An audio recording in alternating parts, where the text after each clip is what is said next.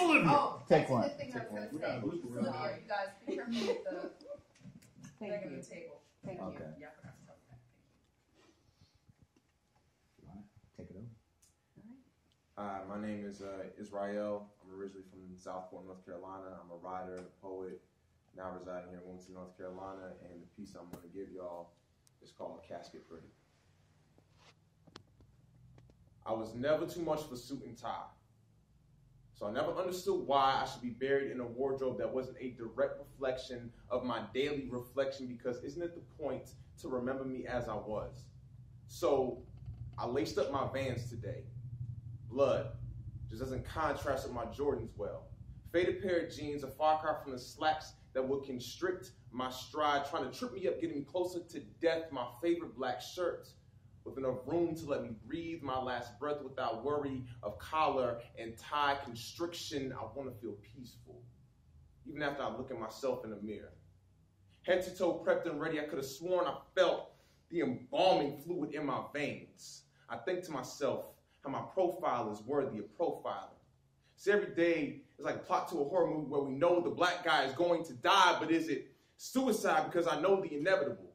Leaving the film on repeat seems like a life sentence. I've served my term of 20 plus, and death row looks a lot like living. I guess our definition of horror is different. Because once I step out of my cell, them doors shut. Ain't no telling whether my walk in the park or fresh grass will become my green mile.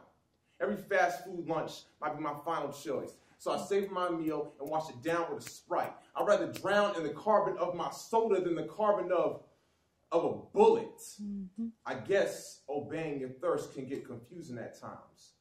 Satisfaction of a full stomach is short-lived when you realize you paid the ferryman at the nearest Exxon, cars and caskets designed for the same destination. See, I always thought I was in good hands, but car insurance doesn't cover damage for the walking dead. Maybe that's why the cops start to look more like coroners and the sign outside the police station reads, "Mortuary Affairs," especially when lethal injections seem to come more freely to all the John Coffees than the Andy Dufresnes. I could have sworn I heard somebody yell, "Dead man walking." I just hope my obituary reads more accolades than hashtags. Hashtag, give me my flowers while I'm still breathing. Let the scent of love fill my lungs so when I exhale forever, the cock can catch the whiff before it withers. And as I lay there, hands still raised from prayer perceived as threat, I can hear him utter those final words. At least he died looking casket pretty. Thank you.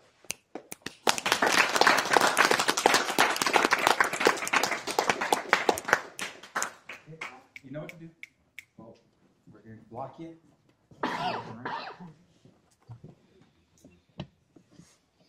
Walk in, Crystal.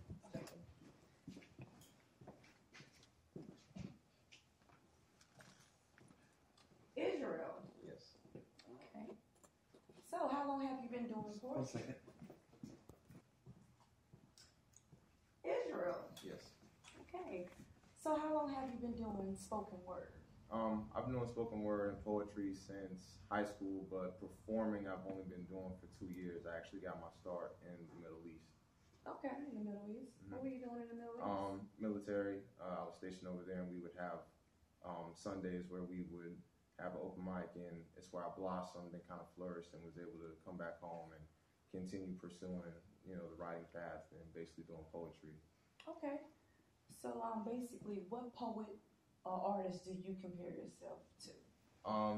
I really don't compare myself to any artist because I'm my own artist. I'm unique in my own way, but I do draw inspirations from my favorite rapper, Nas, a storyteller, someone who can just use imagery to be able to convey a thought or a feeling. And then I would say Gil Scott-Heron, the original, Okay. Who really brought forth the art form in a new light. Okay. So basically, what environment would you feel like you create your best piece or your best work? What atmosphere, what setting do you like to set? I would say it could be when I'm at my lowest. No, the piece that I just did, I actually wrote coming home from work, seeing a whole bunch of negativity on the news, just completely tired and at my lowest, and I turned on a song and just started to word vomit. Just let it flow. Don't think, just let it flow. But there are times where the inspiration can hit me in my job. I'll sneak off for a minute, jot it down, go right back to work, and then